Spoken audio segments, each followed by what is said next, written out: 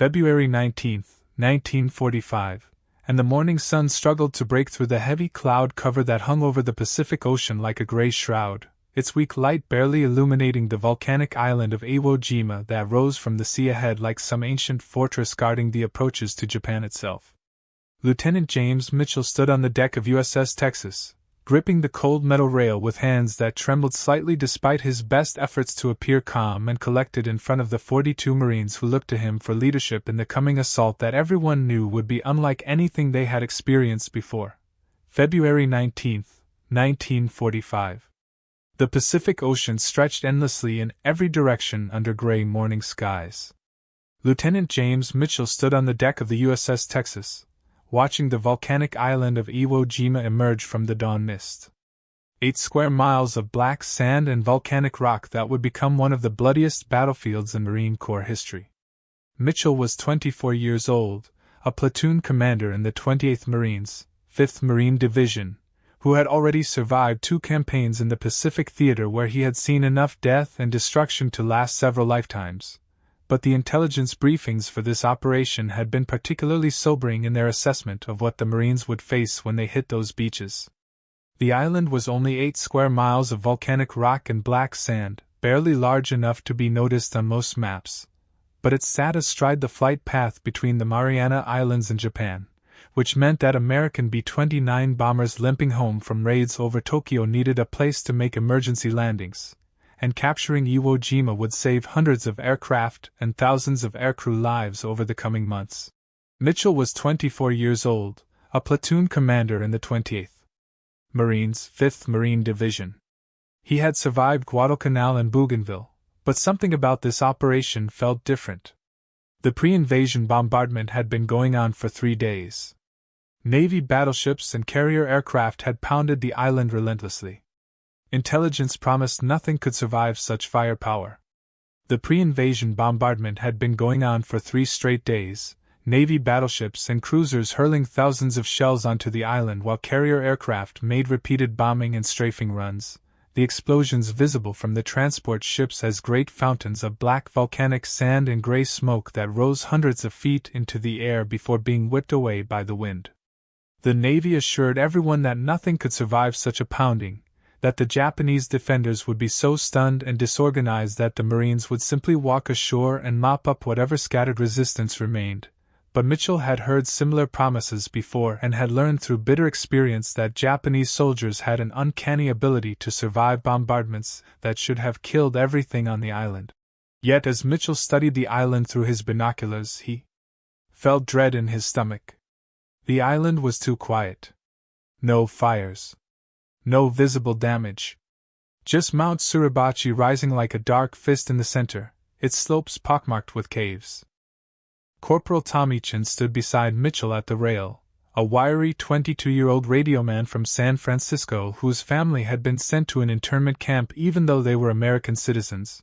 But Tommy had volunteered for the Marines to prove his loyalty to a country that didn't entirely trust people who looked like him. He was scanning the island through a pair of binoculars, his face tense with concentration as he studied the terrain they would have to cross, the black beaches rising in steep terraces toward Mount Suribachi, the volcanic cone that dominated the southern end of the island like a dark watchtower from which Japanese observers could direct fire onto every square foot of the landing beaches. Corporal Tommy Chin, the platoon's radioman, stood beside him. 22 years old, from San Francisco's Chinatown. His family had been sent to an internment camp, but Tommy had volunteered to prove his loyalty. "Cap," he said quietly, "you think the bombardment got them?" Mitchell shook his head. "They're down there. Waiting." Private Danny Sullivan from Brooklyn was cracking nervous jokes to hide his fear, his thick accent making the other men smile despite their own anxiety about what the next few hours would bring. He was 19 years old and had lied about his age to enlist after Pearl Harbor, driven by a patriotic fervor that had since been tempered by the reality of combat but hadn't entirely disappeared, and he kept his M1 Garand meticulously clean and his bayonet sharp because he knew that attention to detail was what separated the living from the dead in infantry combat. The landing craft circled in the choppy water, waiting for H-hour. 0900. Mitchell checked his watch. 15 minutes. Around him, 42 Marines prepared their equipment. Checked weapons. Tightened helmet straps. Some prayed quietly. Others stared at nothing, faces pale with anticipation. Sergeant Mike Rodriguez from Texas moved through the assembled Marines with the confident efficiency of a veteran NCO who had been through this before and knew exactly what needed to be done, checking equipment and offering quiet words of encouragement, making sure that each man had enough ammunition and grenades and water for the initial assault. He was 26 years old, ancient by the standards of an infantry platoon, and carried himself with the authority that came from having survived when so many others had not, his weathered face and steady hands inspiring confidence in younger Marines who needed to believe that someone knew what they were doing. Private Danny Sullivan from Brooklyn cracked jokes to hide his fear. "Hey Sarge, think the Japs left us any souvenirs? Maybe some sake?" Sergeant Mike Rodriguez from Texas didn't smile. "Save the comedy for later, Sullivan. You'll need it." The call came at 0830 hours to man the landing craft, and Mitchell led his platoon down the cargo nets that hung over the side of the transport ship, each man burdened with so much equipment that one misstep could send him plunging into the ocean to drown before anyone could fish him out. The Higgins boats circled in the choppy water, diesel engines belching black smoke while coxswains struggled to keep their craft in position against waves that seemed determined to smash everything against the side of the ship, and Mitchell felt his stomach lurch as his boat began its run toward the beach, the island growing larger with every second that passed. The signal came. Landing craft revved their engines and turned toward shore. Mitchell's stomach lurched as the boat began its run. The beach was 15 minutes away. The longest 15 minutes of their lives. The beach looked deceptively peaceful from a distance, just black volcanic sand rising in gentle terraces toward the interior of the island, but Mitchell knew that appearance was an illusion that would be shattered the moment the first Marine set foot on that sand. The bombardment had stopped, leaving an eerie silence broken only by the sound of boat engines and the splash of waves against the landing craft, and Mitchell checked his watch for the 100th time, watching the seconds tick away until H-hour at 0900 when the first wave would hit the beach. Navy guns continued their bombardment, shells screaming overhead. Explosions erupted across the island. Smoke and dust filled the air. It looked like nothing could survive. Mitchell knew better. He had seen Japanese defensive positions before. They were masters of camouflage and fortification.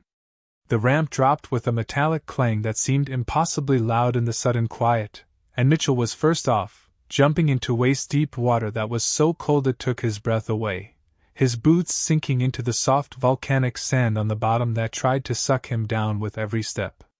He waded toward shore with his rifle held high above the water, shouting at his men to spread out and keep moving, while landing craft to his left and right disgorged their loads of Marines who splashed through the surf and struggled up onto the black sand that gave way beneath their feet like walking through deep snow. The beach came into view.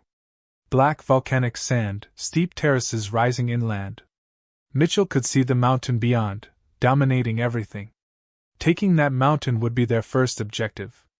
"Hold fire until we hit the beach," Mitchell ordered. "Stay low. Move fast. Get off that sand." For the first 30 seconds, there was no enemy fire, just the sound of boots crunching on volcanic sand and the heavy breathing of men struggling under 70 pounds of equipment, and Mitchell allowed himself a moment of hope that maybe the Navy had been right, that maybe the bombardment had actually worked. Then the entire island seemed to erupt in fire and thunder as Japanese machine guns and mortars and artillery pieces that had been carefully hidden in caves and reinforced bunkers opened up all at once, their fire so intense and well-coordinated that it was immediately clear this had been planned and rehearsed. The Japanese deliberately holding their fire until the beaches were packed with Marines who had nowhere to go but forward or back into the killing zone of the surf. The landing craft ground against the volcanic beach. The ramp dropped. Mitchell was first off, jumping into knee-deep water. "Go, go, go," he shouted. His Marines poured out behind him, spreading across the beach. Mitchell dove behind a low terrace of volcanic sand that offered minimal protection from the storm of steel that was ripping through the air around him, bullets kicking up fountains of black sand and mortar rounds exploding with distinctive crumps that sent shrapnel whistling overhead. Chen landed beside him with a grunt, already fumbling for his radio to call in fire support from the Navy's ships offshore, while Rodriguez was shouting orders to the squad leaders, trying to organize some kind of coordinated movement off the beach where Marines were dying by the dozens, their bodies sprawled in the black sand or floating in the surf where waves were already beginning to turn red with blood. For 30 seconds, there was only the sound of boots on sand and heavy breathing. Then hell erupted. Machine gun fire ripped across the beach from hidden positions. Mortars began falling. Artillery shells exploded, throwing sand and shrapnel everywhere. Marines dropped, some dead before they hit the ground. The volcanic sand was unlike anything they had trained on, so fine and loose that it was almost impossible to get traction, every step forward requiring enormous effort as feet sank ankle-deep into material that seemed designed specifically to slow down any assault. Men struggled up the terraces only to slide back down, exhausted and exposed to enemy fire that seemed to come from everywhere at once, Japanese gunners firing from positions that were completely invisible, until their muzzle flashes gave them away for just a second before they ceased fire and shifted to a different position. Mitchell dove behind a small sand terrace. Chen landed beside him, already working the radio. All units taking heavy fire, he reported. Casualties mounting. The beach was chaos. Landing craft continued to arrive, disgorging more Marines into the killing zone. Bodies lay everywhere. The wounded screamed. Medics ran from man to man under withering fire. Private Eddie Walsh from Kansas, a farm boy who had never seen the ocean before joining the Marines, was hit while trying to climb the second terrace. A machine gun burst, catching him across the chest and spinning him around before he collapsed face first into the sand. Mitchell saw it happen and felt a surge of rage and helplessness that was becoming all too familiar in this war. But he forced himself to focus on the immediate problem of getting his platoon off this beach before they were all killed, shouting at his men to use their grenades and rifle fire to suppress the Japanese positions while they moved forward in short rushes from one piece of cover to the next. Rodriguez crawled up beside Mitchell. "We need to get off this beach or we're dead." Mitchell nodded. He could see the first terrace 20 meters ahead. If they could reach it, they'd have some cover. "First squad on me," he shouted. "We're moving to that terrace. Covering fire." The fighting was savage and desperate, Marines clawing their way forward meter by meter while Japanese defenders fought from positions that had been months in preparation, interconnected tunnels and bunkers that allowed them to appear, fire, and disappear before return fire could be brought to bear. Flamethrower teams moved up to deal with bunkers that were immune to rifle fire, the liquid fire from their weapons washing into firing ports and turning the interiors into infernos. But the Japanese had prepared for this too, and many bunkers had multiple exits that allowed defenders to escape and set up in alternate positions while the Marines were still dealing with the first one they had encountered. Machine gunners opened up, suppressing the Japanese positions. Mitchell jumped up and ran. Sand exploded around him. A Marine to his left went down, shot through the chest. Mitchell kept running. He reached the terrace and dove over, rolling into cover. By mid-afternoon, Mitchell's platoon had advanced perhaps 500 meters from the beach, but it had cost them 8 men killed and another 15 wounded, casualties they could ill afford when the battle had only just begun and Mount Suribachi still loomed ahead like a malevolent presence. The mountain was honeycombed with caves and tunnels from which Japanese artillery observers could direct fire onto the American positions with devastating accuracy, and everyone knew that Suribachi would have to be taken before the rest of the island could be secured, but nobody was looking forward to the assault that would be required to do it. Chen was right behind him, followed by Rodriguez and 8 others. Sullivan made it last, his face white with terror. "Holy Mary, Mother of God," he gasped. "They're everywhere." Mitchell grabbed his shoulder. "Stay focused, Danny. We're not done yet." The first night on Iwo Jima was a special kind of hell that Mitchell would remember for the rest of his life.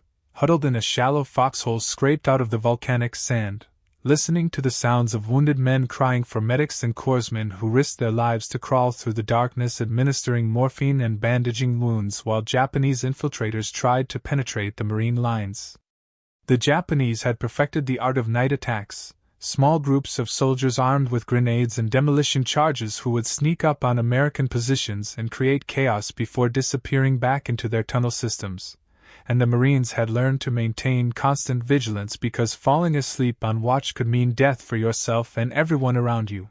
More Marines reached their position. Slowly, painfully, they were getting off the beach. But at terrible cost. Mitchell could see dozens of bodies in the sand. The assault had been going for 20 minutes, and they'd advanced maybe 50 meters. The assault on Mount Suribachi began on February 23, 4 days after the initial landing, by which time the Marines had suffered thousands of casualties fighting their way across the island's southern end.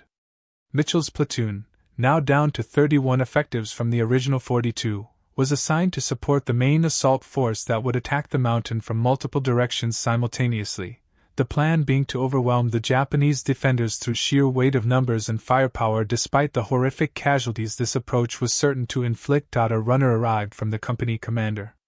Orders to push inland. Secure the base of Mount Suribachi. Mitchell acknowledged and passed the word. We're moving up. Stay spread out. Watch for mines. The fighting around Suribachi was the most intense Mitchell had experienced in his entire military career.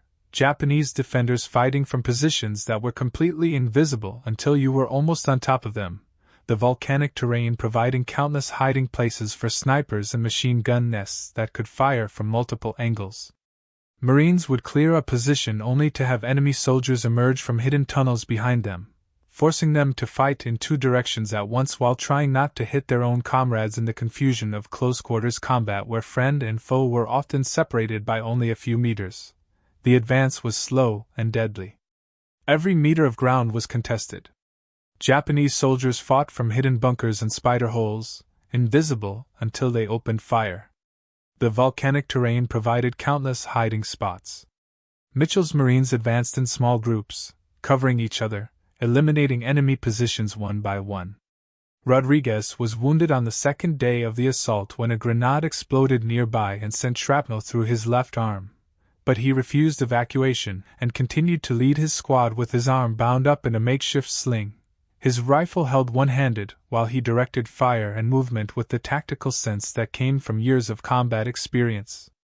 Sullivan distinguished himself by single-handedly taking out a Japanese machine gun position that had pinned down an entire squad, using grenades to suppress the enemy gun while he worked his way close enough to pour rifle fire through the bunker's firing port, his recklessness earning him a Silver Star and the respect of men who had thought he was just a kid who didn't belong in combat. Private Eddie Walsh from Kansas Farm Country spotted a camouflaged bunker. Jap position, 11 o'clock, he shouted. Rodriguez moved forward with a demolition team. They crawled to within 10 meters, machine gun rounds snapping overhead. Rodriguez threw 2 satchel charges into the bunker entrance. The explosion was deafening. Silence followed. On the morning of February 23, a patrol from Easy Company managed to reach the summit of Suribachi and raise an American flag that was visible from across the island, the sight of Old Glory flying from that volcanic peak causing Marines to cheer and Japanese to despair as the symbolic importance of this moment became clear to everyone. Mitchell watched from his position halfway up the mountain as a larger flag was raised a few hours later, the iconic photograph that would come to symbolize the entire battle being taken at that moment, though Mitchell and his men had more immediate concerns as they continued to fight their way through Japanese positions that showed no signs of surrendering despite the loss of their strongest defensive position. They continued inland. The terrain became more rugged. Volcanic rock formations created a maze of deadly angles. Japanese artillery on the high ground had clear fields of fire. Shells rained down constantly. The Marines learned to recognize the sound of different weapons. The whistle of mortars. The scream of larger artillery. The crack of tank guns. The battle for Iwo Jima would continue for another month after Suribachi fell, the Marines grinding their way across the island's central plateau and northern end through terrain that was even more difficult than what they had already crossed, volcanic rock formations that provided natural fortifications for Japanese defenders who had orders to die in place rather than surrender. Mitchell's platoon was rotated off the line for a few days of rest after taking Suribachi, but they were back in action within 72 hours, their replacements having already suffered heavy casualties and needed every experienced man who could still hold a rifle. By nightfall, they had advanced maybe 400 meters. The cost was horrific. Mitchell's platoon had started with 42 men. Now he counted 28. 14 casualties in one day. They dug in for the night, establishing defensive positions in the volcanic rock. The fighting took on a nightmarish quality as February turned into March, days blurring together in an endless cycle of attacks and counterattacks, advancing a few hundred meters one day only to be pushed back the next, the volcanic landscape gradually being transformed into a moonscape of overlapping shell craters and destroyed fortifications.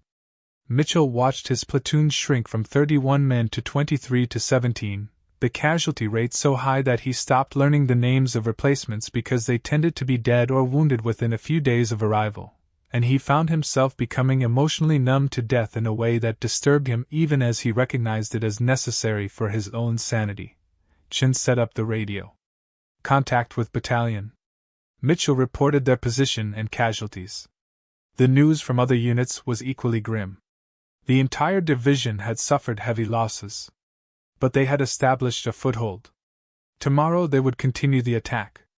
By mid-March, the island had been declared secure by higher headquarters, though this announcement came as a surprise to the Marines who were still fighting and dying against Japanese holdouts who refused to acknowledge that the battle was over. Mitchell's platoon had been reduced to 7 men from the original 42 who had landed on February 19, a casualty rate of over 80% that was typical for units that had been in continuous action throughout the campaign, and the survivors were hollow-eyed ghosts who barely resembled the confident young Marines who had boarded the landing craft 4 weeks earlier. That first night was surreal. The darkness was absolute. Japanese infiltrators probed their lines constantly.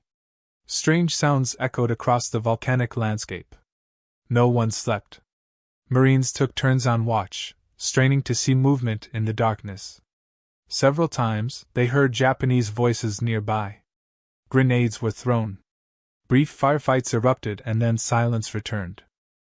The official end of the battle came on March 26 when American forces eliminated the last organized Japanese resistance, though isolated defenders would continue to hide in caves and tunnels for years afterward, occasionally emerging to attack American personnel until they were finally hunted down and killed. Mitchell stood on the beach where he had landed more than a month earlier, looking out at the fleet of ships in the harbor and the constant stream of B-29 bombers that were now using the airfields that had been built at such terrible cost, and he tried to find some meaning in the sacrifice of so many good men who had died to capture this miserable piece of volcanic rock. Mitchell wrote a quick letter to his mother in Ohio. He didn't know if he'd get a chance to mail it. Told her he was thinking of home. Of the farm. Of peaceful mornings and quiet evenings. Anything but this black volcanic nightmare. The statistics were staggering even by the brutal standards of the Pacific War. Nearly 7,000 Americans killed and another 20,000 wounded out of a landing force of 70,000, a casualty rate of over 35% that made Iwo Jima one of the bloodiest battles in Marine Corps history. On the Japanese side, almost the entire garrison of 21,000 men had been killed, only a few hundred surviving to be taken prisoner, their fanatic resistance having accomplished nothing except to increase the casualty counts on both sides while delaying the inevitable American victory by a few weeks. Rodriguez sat beside him, cleaning his rifle by feel in the darkness. "Cap, you ever wonder why they fight so hard?" Mitchell considered the question. "It's their home. They believe in their cause. Same as us. Just different causes." The sergeant nodded slowly. "Guess so. Still going to kill them, though." Mitchell agreed. "Us or them." Mitchell was evacuated to Guam in early April, officially diagnosed with combat fatigue and malnutrition after losing 30 pounds during the campaign, his body finally giving out after weeks of stress and inadequate sleep and irregular meals. He spent 2 months in a military hospital recovering physically while trying unsuccessfully to come to terms with what he had experienced, the faces of dead Marines appearing in his dreams every night no matter how many sleeping pills the doctors gave him. And he found himself unable to talk about the battle with anyone who hadn't been there because the words seemed inadequate to convey the reality of what combat on Iwo Jima had been like. Day 2 began with another naval bombardment. Then the Marines pushed forward again. Mount Suribachi loomed ahead, dominating the southern end of the island. Intelligence estimated 500 Japanese defenders in the mountains' tunnels and caves. Mitchell suspected more.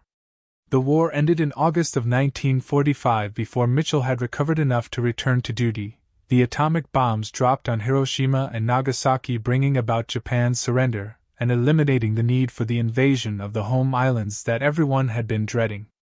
Mitchell was discharged in October and returned to Iowa, where he tried to resume the life he had left behind 3 years earlier, but found that he no longer fit into the world of civilians who had never experienced combat, and couldn't understand why he sometimes woke up screaming, or why sudden loud noises made him dive for cover. The approach to Suribachi was across open ground covered by Japanese fire from 3 directions. They had to cross it. Mitchell gathered his squad leaders. "We go fast. No stopping. Once we're moving, we don't stop until we reach the base." Questions? There were none. Everyone knew what had to be done. He eventually found work as a schoolteacher and married a woman who was patient enough to deal with his nightmares and emotional distance, and over the years he slowly built a new life that incorporated rather than erased his wartime experiences. He rarely spoke about Iwo Jima except at reunion gatherings with other survivors, men who shared his memories and didn't need detailed explanations of what certain events had meant because they had been there and understood in a way nobody else could.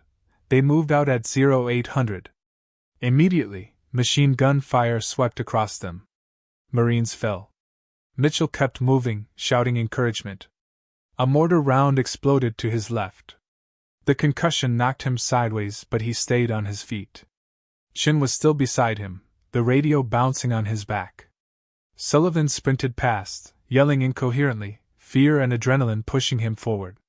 James Mitchell passed away in 2003 at the age of 82, one of the last survivors of his platoon, and one of thousands of Marines who had fought on Iwo Jima, and carried the physical and psychological scars of that battle for the rest of their lives. His funeral was attended by family and friends and a few fellow veterans who stood at attention as his coffin was lowered into the ground, the flag that had draped it folded with military precision and presented to his widow, the final honors for a man who had done his duty in the most difficult circumstances imaginable, and had somehow found a way to live with the memories of what that duty had required. They reached the base of the mountain and took cover in the rocky terrain. Mitchell did a quick head count. 22 men. They'd lost 6 more in that sprint. Walsh was hit in the leg but still mobile. Rodriguez had shrapnel in his shoulder but refused medical evacuation. "We're not done yet," he growled. Over the next 3 days, the Marines fought their way up Mount Suribachi. It was close-quarters combat. Flamethrowers clearing bunkers. Demolition teams sealing caves. Hand-to-hand fighting in the tunnels. The Japanese never surrendered. They fought to the last man from every position. Mitchell's Marines attacked pillbox after pillbox. Each one had to be approached under fire, cleared with grenades and satchel charges, then secured against counterattack. The work was exhausting and terrifying. Men aged years and hours. Chin proved invaluable, maintaining communications even under the heaviest fire. His radio was their lifeline, calling in artillery support, coordinating with other units, requesting supplies and medical evacuation. Once, a shell burst nearby and knocked him unconscious. Mitchell thought he was dead. But Chin came to after a minute, checked his radio, and got back on the net. "Still works," he said with a shaky grin. Sullivan surprised everyone with his courage. The Joker from Brooklyn became a fierce fighter. He volunteered for every dangerous mission. Took point on patrols. Crawled forward to spot enemy positions. Mitchell wondered what drove him. Maybe proving something to himself. Maybe just survival instinct kicking in. Rodriguez was their rock. The veteran sergeant had seen it all. Nothing rattled him. When Marines froze in fear, Rodriguez got them moving. When they ran low on ammunition, Rodriguez scrounged more. When the wounded needed carrying, Rodriguez carried them. Mitchell relied on him completely. Walsh, the farm boy from Kansas, adapted to war with quiet competence. He was a natural shot, picking off Japanese snipers with methodical precision. Never said much. Just did his job. Mitchell noticed Walsh kept a photograph in his helmet. A young woman with kind eyes. His sweetheart back home. Something to fight for. On the morning of February 23rd, Mitchell's platoon was selected to make the final push to the summit. They had 16 men left from the original 42. All exhausted. Many wounded. But still capable of fighting. The climb was brutal. Steep volcanic slopes. Loose rock. Japanese positions firing from above. They moved in short rushes, covering each other. Step by step. Meter by meter. Several times they thought they'd reach the top, only to find another rise ahead. But they kept going. No one wanted to quit this close. At 10:30, they reached the summit. Mitchell couldn't believe it. They'd made it. The view was incredible. The entire island spread below. The beaches where they'd landed. The airfields in the center. The northern highlands still in Japanese hands. But no time for sightseeing. They had to secure the position. Marines fanned out, clearing the crater, establishing defensive positions. Chen set up the radio and called in their success. Summit secured. Then someone produced an American flag. Small one, from a ship. Rodriguez tied it to a length of pipe they found in the wreckage. Mitchell and 5 others raised it together. The flag went up. For a moment, the entire battlefield paused. Marines on the beaches below saw it and cheered. Ship horns blew. It was a symbol. They'd taken the mountain. They'd made a statement. America was here to stay. But the celebration was brief. They still had to hold the position. Japanese forces attempted several counterattacks over the next 2 days. Mitchell's depleted platoon fought them off. More casualties. 2 more men killed. 4 wounded. The summit became another battlefield. A larger flag arrived the next day. The original had been too small to see from the beaches. A photographer was there when they raised it. The image would become iconic. 6 Marines raising the flag on Mount Suribachi. Symbol of American determination and sacrifice. Mitchell wasn't in that photo. He was 50 meters away, directing defensive fire against the Japanese probe. But he saw it happen. Knew it was important. With Suribachi secured, attention turned to the northern part of the island. The terrain there was even more brutal. A nightmare of ravines, ridges, and volcanic rock. The Japanese had fortified every position. Miles of underground tunnels connected defensive positions. Artillery hidden in caves. Machine gun nests carved into solid rock. Mitchell's platoon, now down to 12 men, was pulled back for rest.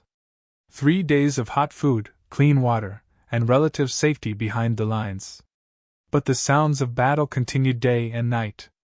They could see the northern ridges being pounded by artillery and airstrikes. Knew they'd be going back soon. Rodriguez used the time to write letters home. To the families of men killed in his squad. Mitchell helped. Together they tried to find words to explain what had happened. Your son died bravely. He saved his comrades. He did his duty. The words felt inadequate, but they were all they had. Chen received news that his family had been released from the internment camp.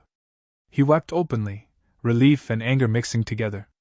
They should never have been there in the first place, he said. Mitchell agreed. America wasn't perfect. But it was worth fighting for anyway. Worth trying to make better. Sullivan got a letter from his girlfriend. She'd married someone else. Couldn't wait anymore. Sullivan took it hard. Sat alone for hours. Finally, he came back to the group. Guess I got nothing to go home to now, he said with a bitter smile. Rodriguez put a hand on his shoulder. You got us. We're going home together. All of us. Walsh never talked about his sweetheart. But Mitchell saw him staring at that photograph every night. wondering if she was still waiting. If he'd ever see her again. The war changed people. Mitchell worried what they'd be like when it ended. If it ended. On March 3rd, Mitchell's platoon returned to the front lines. The Northern Campaign was a meat grinder. Gains measured in meters. Every ridge a battle. Every cave a fortress. The Japanese had turned the entire northern half into one massive defensive position. They called it the meat grinder, the amphitheater, Turkey Knob. Places where Marines died by the hundreds. Mitchell's 12 men were attached to another depleted platoon. Together they numbered 24. Hardly enough for a full-strength squad. But that's what the Marines had. Every unit was under strength. The casualties had been staggering. They attacked Hill 362 Able on March 8th. The assault lasted all day. Mitchell's group worked their way up the left slope while another group attacked from the right. Japanese fire came from everywhere. Hidden guns in caves. Snipers in crevices. Artillery from reverse slopes. Nowhere was safe. Sullivan was hit by sniper fire. Chest shot. He dropped hard. Mitchell and Chin dragged him to cover. The corpsmen worked frantically, but Sullivan was bleeding out. He looked up at Mitchell with fading eyes. "Tell my ma I was brave," he whispered. Mitchell promised. Sullivan died a minute later. They couldn't even bury him. Had to leave him there and keep fighting. Walsh went down next. Mortar round landed 5 meters away. Shrapnel tore through his legs. He screamed in agony. Rodriguez called for a stretcher. While they waited, Walsh clutched that photograph. "Sarah," he kept saying. Her name was Sarah. Mitchell held his hand until the corpsman arrived. Walsh was evacuated. Mitchell never saw him again. By mid-March, Mitchell commanded only 7 men. 7 out of 42. The mathematics of war. Chin was still there, radio still working despite everything. Rodriguez, wounded 3 times but refusing evacuation. And 4 others. Young faces aged beyond their years. Eyes that had seen too much. They fought on. Days blurred together. Attack this position. Hold this ground. Repel this counterattack. Sleep in bomb craters. Eat cold rations. Drink sulfur-tasting water. Watch friends die. Keep fighting. It was all they knew how to do anymore. The rain came in late March. Cold rain that turned volcanic ash to mud. Made everything harder. Weapons jammed. Visibility dropped. The wounded suffered worse in the cold and wet. But the fighting continued. No pause for weather. The Japanese positions had to be taken. The island had to be secured. On March 21st, Mitchell's group helped clear the last major defensive position. A complex of caves and tunnels the Marines called Death Valley. They went in with flamethrowers and demolitions. Fought in the dark. Hand-to-hand combat in narrow passages. Some Japanese fought with swords. Others detonated grenades, taking Marines with them. It was savage, primitive warfare. When they emerged, Mitchell realized Rodriguez was missing. They went back in, searching by flashlight. Found him in a side tunnel, badly wounded but alive. Japanese soldier had stabbed him with a bayonet. Rodriguez had killed him with his bare hands. Mitchell and Chin carried him out. This time Rodriguez couldn't refuse evacuation. His war was over. Down to 6 men. 6 from 42. Mitchell didn't know most of their names anymore. They were replacements. Fresh-faced kids thrown into the nightmare. They looked to Mitchell for leadership. He did his best. Kept them alive when he could. Mourned them when he couldn't. March 26th. The island was declared secured. 36 days of combat. Mitchell sat in a shell crater and couldn't process it. Secured. The word seemed meaningless. The island was a wasteland. 30,000 Japanese defenders. Nearly all dead. 7,000 Marines killed. 20,000 wounded. For 8 square miles of volcanic rock. But Mitchell understood the strategic importance. Iwo Jima sat halfway between the Marianas and Japan. B-29 bombers could use it as an emergency landing field. Fighter escorts could refuel there. It would save American lives in the long run. That's what they told themselves. That's how they justified the cost. The survivors were pulled back to the beaches. Hot food. Clean clothes. Medical attention. Mitchell was examined by a doctor. Malnutrition. Exhaustion. Possible hearing damage from artillery. Minor shrapnel wounds. Nothing serious. He'd survived. Chen found him on the beach. The radio man had a Purple Heart. Shrapnel had hit him so many times it was hard to count the scars. They sat together, watching the supply ships come in. Neither spoke for a long time. Finally Chen asked, was it worth it? Mitchell didn't have an answer. Rodriguez was evacuated to a hospital ship. Mitchell visited before he left. The sergeant's wounds were serious but not fatal. He'd survive. Probably go home. Rodriguez gripped Mitchell's hand. You kept us together, Cap. Best officer I ever served under. Mitchell didn't feel like he deserved the praise. Too many had died under his command. Sullivan and Walsh haunted him. And the others. So many others. He could remember their faces. Their names. Their last moments. The burden of command. The guilt of survival. Why had he lived when they died? There was no answer. Just random chance. The mathematics of war. The journey back to Hawaii took a week. Mitchell spent it writing letters. To 36 families. Trying to explain what happened to their sons, brothers, husbands, fathers. How they died. How they fought bravely. How they would be remembered. Each letter was torture. But he owed them that much. In Hawaii, the division was reformed. New replacements arrived. Young Marines fresh from training. Mitchell looked at them and saw ghosts. They had no idea what they were getting into. The war wasn't over. Japan still had to be invaded. There would be more islands. More battles. More death. But then August came. Atomic bombs. Japanese surrender. The war was over. Just like that. Mitchell felt nothing. No joy. No relief. Just emptiness. He'd spent so much energy preparing for the next battle that peace seemed impossible to comprehend. The voyage home took 3 weeks. Mitchell stood at the rail, watching the Pacific slide by. Thinking about Iwo Jima. About the men who never left that volcanic rock. About Sullivan's last words. About Walsh's photograph. About Rodriguez's courage. About Chen's loyalty. About all of them.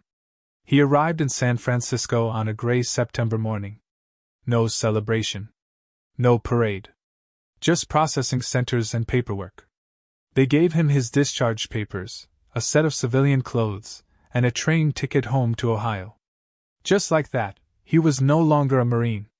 The war was over and they didn't need him anymore. The train ride took 3 days. Mitchell stared out the window at America. Rolling fields. Small towns. People living normal lives. It seemed impossible that this peaceful country had been at war. That hundreds of thousands had died. That the world had nearly destroyed itself. His mother met him at the station. Older now. Gray hair. Worn face. But her embrace was warm. She cried. He didn't. Couldn't. Something inside him had frozen on that volcanic island. The ability to feel normal emotions had been left behind with the dead. Home was strange. His room exactly as he'd left it. High school trophies. Old photographs. A life from another world. He tried to settle back into it, but nothing fit anymore. The farm work seemed pointless. Social events were torture. Everyone wanted to hear war stories. Mitchell couldn't find words to explain. He had nightmares. Every night. Back on Iwo Jima. Watching his men die. Unable to help them. Waking up sweating and gasping. His mother heard him cry out but didn't know what to do. No one understood post-traumatic stress then. They called it shell shock and told men to be tough. Mitchell found work at a factory. Manual labor. Something to occupy his hands and mind. He avoided other veterans at first. didn't want to talk about it. But eventually he was drawn to the VFW hall. Found other Marines there. Other Iwo Jima survivors. They didn't need to talk. Just sat together. Silent understanding. Slowly, painfully, Mitchell rebuilt a life. Met a woman named Grace. She was patient. Understanding. Didn't push him to talk before he was ready. They married in 1947. Had 3 children. Mitchell worked hard. Provided for his family. Tried to be a good father. But part of him remained forever on that island. He stayed in touch with Chen and Rodriguez. They wrote letters. Met a few times over the years. The bonds forged in combat never broke. They understood each other in ways no one else could. Shared memories too painful to discuss but impossible to forget. Decades passed. The war became history. Young people studied it in school. Movies romanticized it. Veterans were honored on Memorial Day. But Mitchell knew the truth. War was horror. Nothing romantic or glorious about it. Just young men dying for causes they barely understood. In 1985, Mitchell returned to Iwo Jima. A veterans' tour. Japanese survivors were there too. Former enemies meeting in peace. Mitchell walked the beaches. Climbed Mount Suribachi. Stood where Sullivan died. Where Walsh fell. Where so many others gave everything. He met a Japanese veteran. They shook hands. Bowed to each other. Neither spoke the other's language, but words weren't necessary. They had both survived the same hell. Both carried the same scars.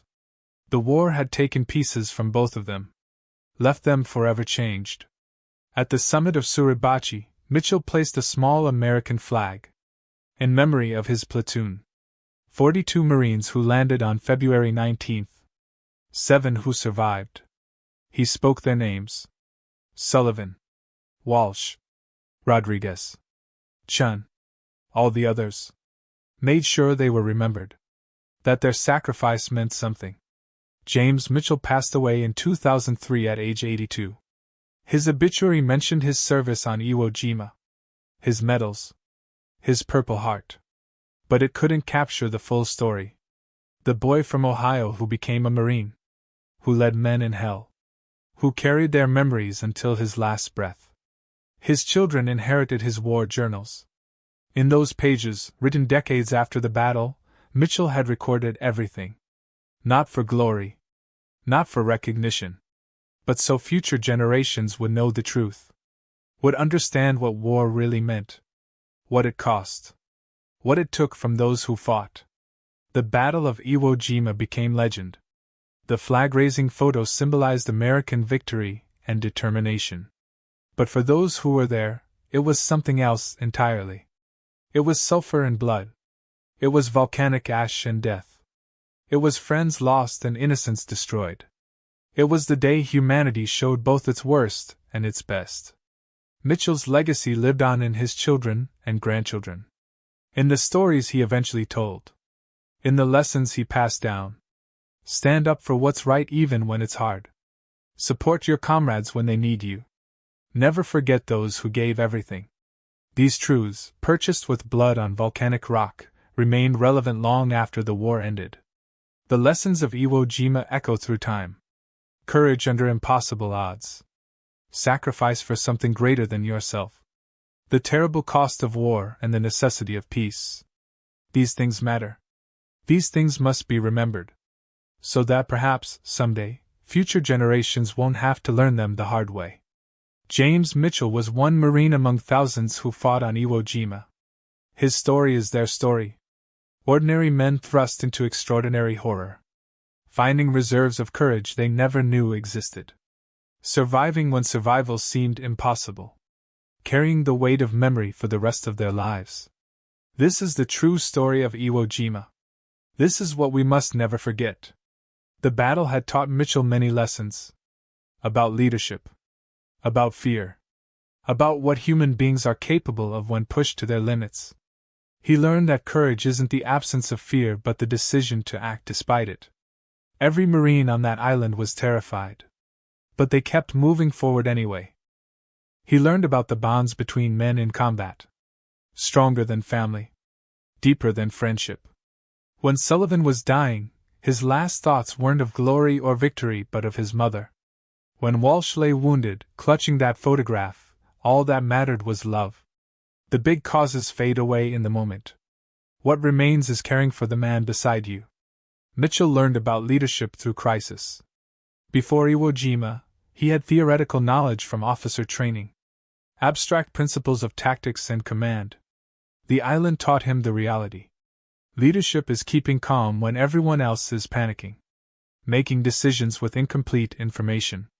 Accepting responsibility for deaths you couldn't prevent. He remembered specific moments with crystal clarity. The first Marine he saw killed on the beach. A kid from Minnesota named Peterson. 19 years old. Machine gun burst caught him as he ran. He was dead before he fell.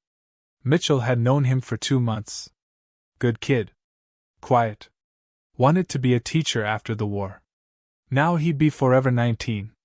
Forever on that beach. Or the night they held the line below Suribachi. Japanese infiltrators attacking in the darkness. Hand-to-hand fighting. Mitchell killed a Japanese soldier with his knife. Close enough to see the man's eyes. Young like himself. Probably had a family. Dreams. Now dead in the volcanic ash. Mitchell carried that man's face for decades. Sometimes wondered who he had been. There was the moment on the summit when they raised the first flag. Before the famous photograph. Just a small group of exhausted Marines. Rodriguez found the flag in his pack. Had carried it all the way from Hawaii. They tied it to a piece of pipe. Raised it together. No ceremony. No speeches. Just men doing something symbolic to prove they'd made it. That all the death had meant something. Mitchell remembered the sounds. The scream of incoming artillery. The crack of rifle fire. The whoosh of flamethrowers. The wet sound of bullets hitting flesh. The cries of wounded men. The silence after someone died. These sounds echoed in his nightmares for years. Even decades later, a car backfiring would make him jump. Fireworks on the 4th of July were torture. He remembered the smells. Sulfur from the volcanic vents. Gunpowder and cordite. Blood and death. Unwashed bodies. Fierce sweat. These smells were burned into his memory. Sometimes he'd catch a whiff of something similar, and be transported back instantly. Standing in his garden in Ohio, suddenly back on Iwo Jima. The past never truly passed. The physical sensation stayed with him too. The weight of equipment. The volcanic sand getting into everything. The cold rain. The burning sun. The exhaustion so deep it felt like drowning. The adrenaline surge before an attack. The shaking aftermath. The body remembers what the mind tries to forget. Mitchell thought often about the Japanese defenders. They had fought with incredible determination. Refused to surrender. Fought to the last man from prepared positions. It would have been easier to hate them. But Mitchell respected their courage even as he fought them. They believed in their cause as strongly as he believed in his. They defended their ground as fiercely as he would have defended his home. Years later, Mitchell read about the Japanese commander, General Suribachi. A brilliant tactician who had studied in America before the war. Had American friends. Admired American culture. Yet fought to the death defending Iwo Jima because duty demanded it. Wrote beautiful letters to his family knowing he'd never see them again. Mitchell understood. War forced men into impossible situations.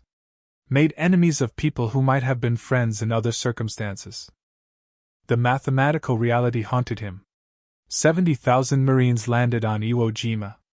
27,000 became casualties. Nearly 40%. In Mitchell's platoon, the numbers were worse. 42 men landed. 7 survived unwounded. 16%. The odds were terrible. That he survived seemed like pure chance. A matter of inches. Being in one spot instead of another. Ducking at the right moment. Pure luck. The guilt of survival weighed heavily. Why them and not me? Mitchell asked himself this question 10,000 times. There was no answer. Sullivan was just as brave as Mitchell. Walsh just as capable. They died. Mitchell lived. Random chance. The mathematics of war. But knowing that didn't ease the guilt. Didn't quiet the voice asking why he deserved to survive when better men died. Mitchell struggled with anger for years. Anger at the war. At the politicians and generals who planned it. At the Japanese for fighting so fanatically. At himself for surviving. At the universe for being so arbitrary and cruel. He learned eventually that anger was useless. The war had happened. Men had died. No amount of anger could change it. Better to honor their memory. Tell their stories. Make sure they weren't forgotten. He found purpose in remembering. Became the keeper of his platoon's history. Collected photographs. Tracked down families. Attended reunions. Spoke at schools. Told young people what war really meant. Not the sanitized Hollywood version. The truth. The horror. The waste. The necessity. The complexity. War as it actually was. Mitchell believed strongly in the importance of memory. Those who forget history repeat it. Those who romanticize war make it more likely. The truth must be told. War is sometimes necessary. Evil must be opposed. Freedom defended. But war is never good. Never glorious. Always tragic. Even necessary wars cost terrible prices. This truth must be passed down. He thought about the island itself. Iwo Jima. 8 square miles of volcanic rock. Technically still Japanese territory but effectively abandoned after the war. The tunnels still there. The caves. The wreckage of war slowly rusting away. The volcanic ash still black.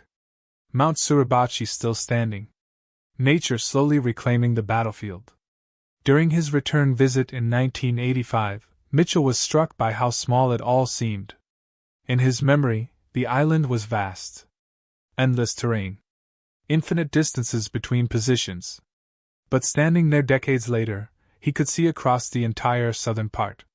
The beach where they landed. The mountain they climbed. All compressed. Memory and reality not matching. The internal landscape of trauma larger than physical geography. Meeting the Japanese veteran was profound. They stood together on the beach. 2 old men who had once tried to kill each other. Now just survivors.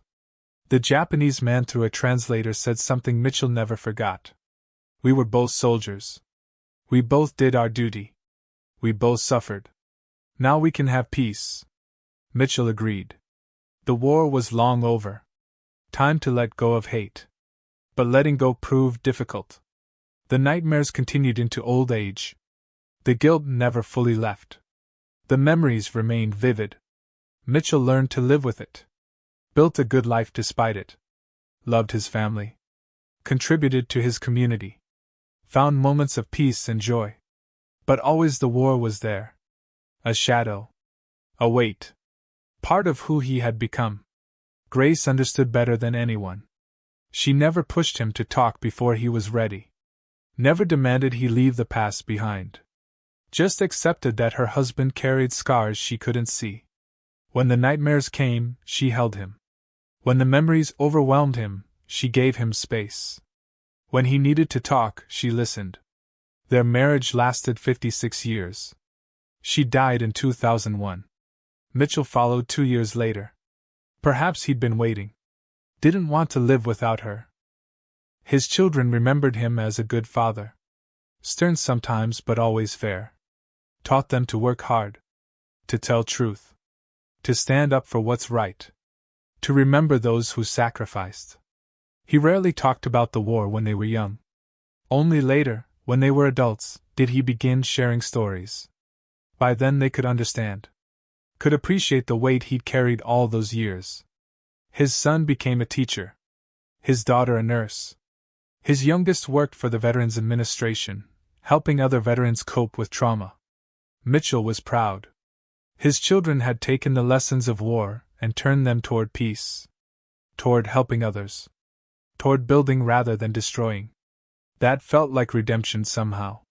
Mitchell stayed in touch with Chin until Chin passed away in 1998. The radio man had returned to San Francisco after the war. Fought discrimination.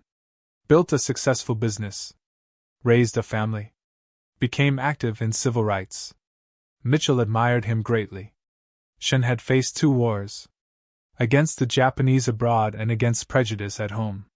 He fought both with the same courage. Rodriguez lived until 2005. The sergeant had been wounded so many times the doctors said he shouldn't have survived. But Rodriguez was tough. Indestructible. He'd laughed it off. Takes more than a few Japs to kill this Texas boy. He and Mitchell visited each other regularly over the decades. Drinking coffee. Sharing silence. Understanding without words. When Rodriguez died, Mitchell felt like he'd lost a brother. Sullivan's mother had written to Mitchell after the war. Thanking him for the letter he'd sent. Telling him about her son. How Danny had always wanted to make people laugh. How he'd written funny letters home. How the family missed him terribly but was proud of his service. Mitchell kept that letter. Reread it many times over the years. Felt the weight of being a survivor who could tell the stories of those who couldn't. Walsh's sweetheart Sarah never married. Mitchell learned this years later when he tracked her down. She said she'd waited for Walsh even though she knew he wasn't coming home. No one else measured up. She became a schoolteacher in Kansas. Taught for 40 years. Kept Walsh's photograph on her desk. Told her students about the farm boy who went to war. Who carried her picture to the top of Mount Suribachi. Who died defending his country. Love that transcended death. The iconic flag-raising photograph became one of the most famous images of World War II. 3 of the 6 Marines in that photo died in the subsequent fighting. Never made it off the island. The survivors became celebrities. Did war bond tours. Received honors. But struggled with the fame. They insisted they were just doing their jobs. That the real heroes were the ones who died. That the photograph captured a single moment in a month-long battle. Mitchell understood their discomfort. The photograph was powerful. Symbolic. Important for morale and history. But it couldn't capture the full reality. The 36 days of combat. The 27,000 casualties. The caves and tunnels. The hand-to-hand fighting. The young men who'd never go home. A photograph is just a frozen instant.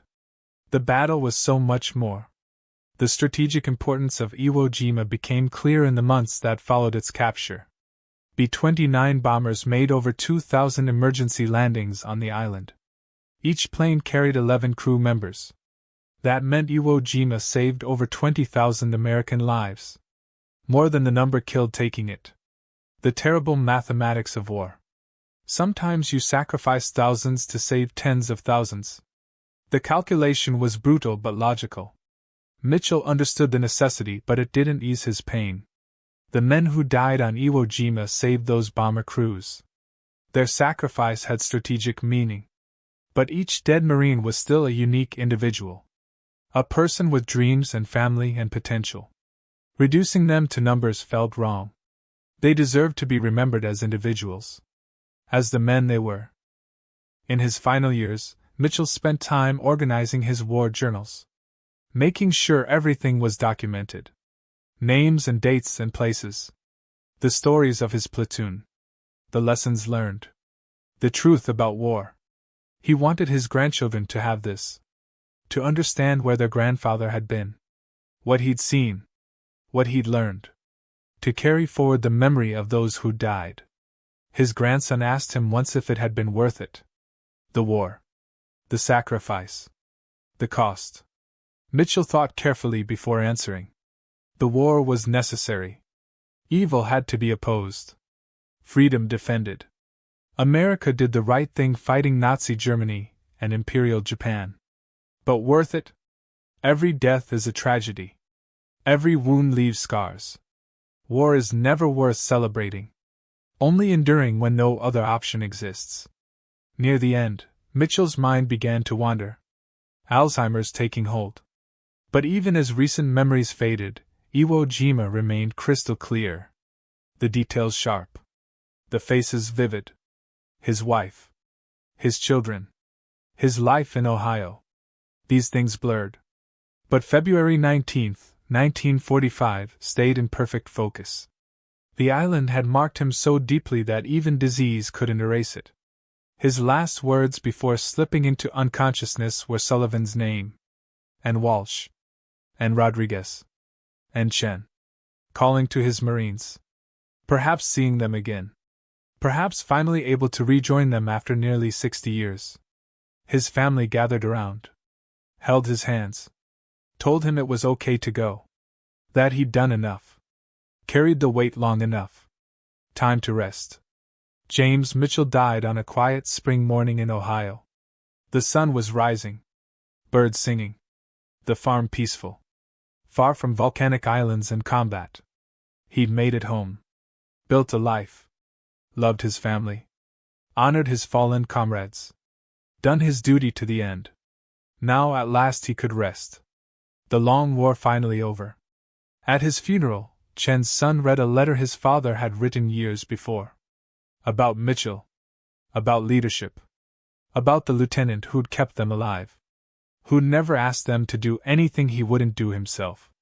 Who'd remembered every name, every face.